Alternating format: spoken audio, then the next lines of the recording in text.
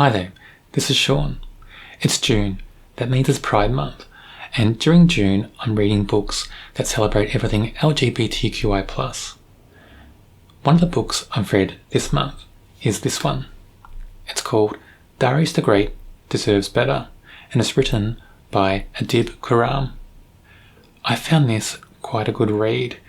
I love the characters in this book. I think the author has done an amazing job in giving us all these characters in a family, and he creates the family dynamic and their interactions. It just seems effortless when you read it. Everything seems so real about them, and I think that any person could relate to those characters. It doesn't matter where you are in a family, whether you're the parent or the child, or wherever you sit in the family dynamic or the family unit that you're in. I think anybody can relate to these characters. The writing is just so good, and those characters are presented so well. I also think this is such a great book for teenagers. It's a positive book that shows gay characters in a positive light. And that wasn't around when I was a teenager, and it's so good that teenagers have these books now where they can relate to characters who are positive, show them that it's okay to be who they are. It's such a good thing to have. Also, this book deals with mental illness, and it presents it in a very positive way as well. So if there are readers who are struggling with depression, because the main character struggles with depression in this book, it's a great thing for that person to read this and see that it's okay to not be okay. Very special book, I think, for those two things. Let's dive in to this book a bit more and talk about plot. There are a few things happening in this book. So we have our main character Darius, and he's in a new relationship. At the start he's not sure if they're boyfriends or not. He just knows that he likes this guy and this guy Landon likes him, and they're just having fun together at the start of the book. But it's also about his family and also about his depression and how he's coping with that, and how he copes with pressures in his life.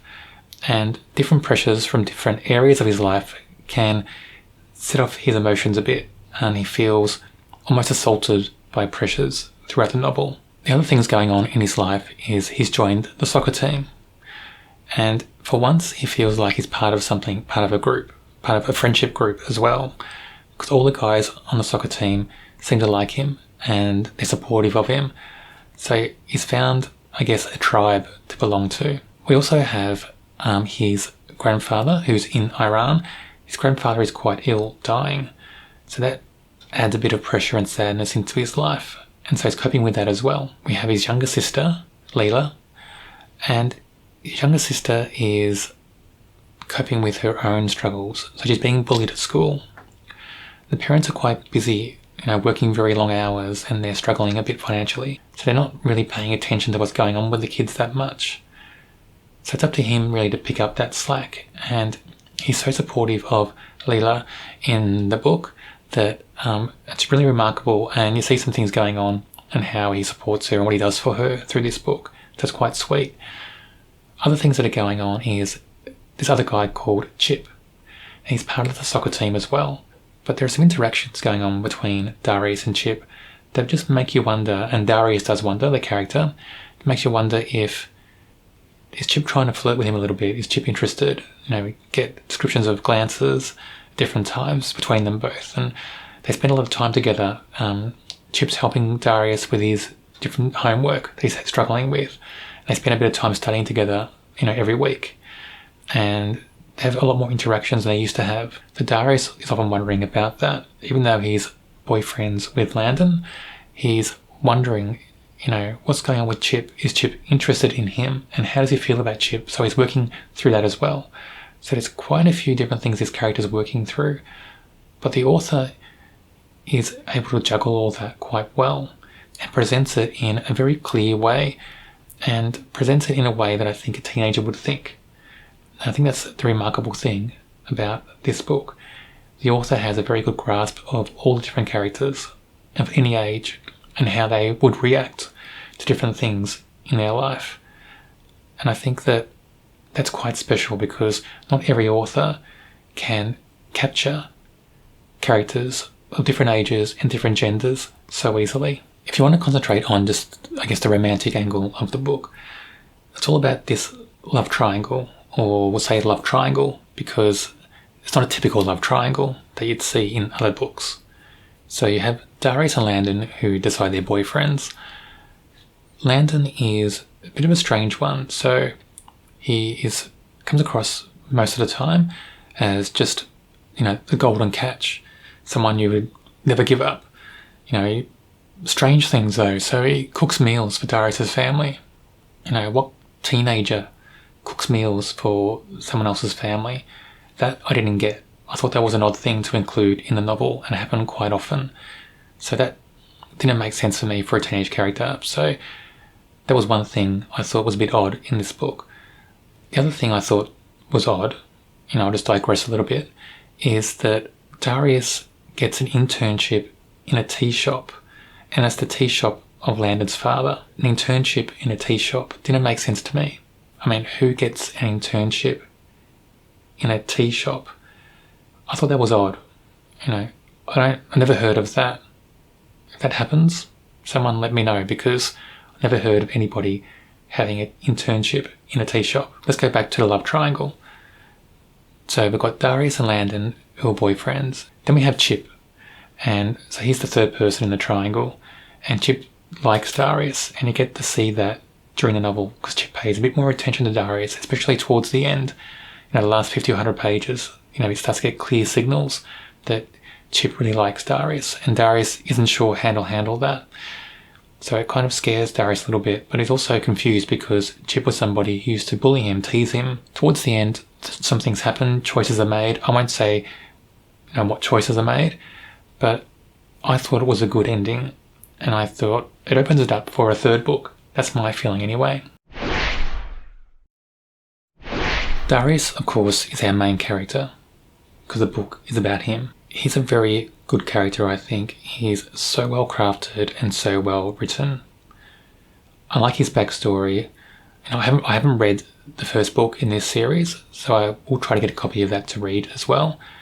But I don't think I missed out on anything about his character, because I think he's explained so well in this book. In this book, you just see he's very thoughtful, he's very sensitive, he's very selfless as well. He gives of himself a lot to other people, especially his family. And I think he's one of those characters that, just like some people in real life, there are some people in real life who don't realise how special they are.